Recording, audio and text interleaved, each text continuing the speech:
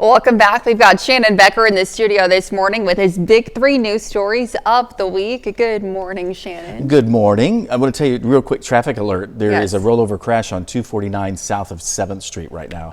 So it'll probably take over an hour to get that cleaned up this morning. So be careful out there, everybody. Let's take a look at live and local news, what's happening where you live. Here is the Murphy's USA gas station in front of the Webb City Supercenter. Now, they tore it down this last week. It went down really quick. It's not really necessarily a big store, but it's part of their raise and remodel, and rebuild program they're doing. They have about 1,700 stores across the country. Last year, they tore down about 50 of them, and then they rebuilt them. So they're expecting the store to be back up, new, bigger, coming in probably by May. It'll be really quick, so you'll have that back.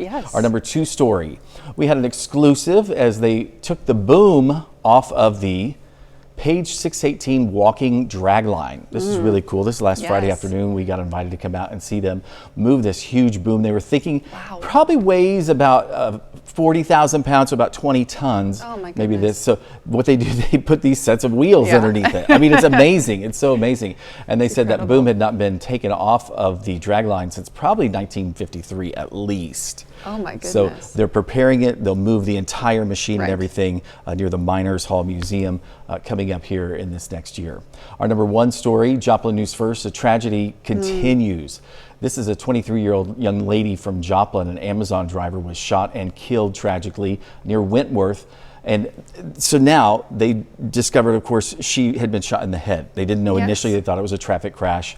And now she has passed away to Joplin Hospital. She died this last Sunday, family told us. So they have upgraded the charges for Thomas Coy. It's now first-degree murder and armed criminal action.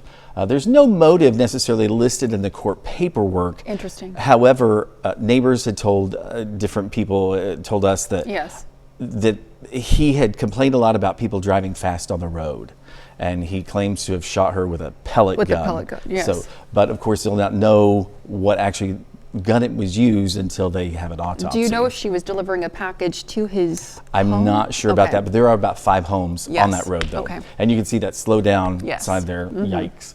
And then our bonus story of the week, a lot of traffic releases, I guess you could say. 4th and Murphy Boulevard yesterday, they opened up to traffic. It's still a 4-way stop, but you can get through that intersection now. It's been closed for months.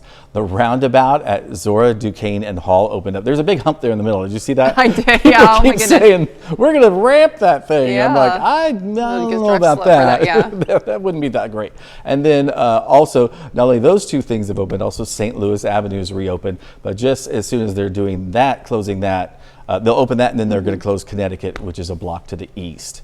It's always improving. Things are always moving along in all these different projects. The city of Joplin has got roads back open for you. Fantastic. Well, Shannon, as always, thank you so much for being with us this morning. Happy to have you here as always. Stick around. We'll be right back.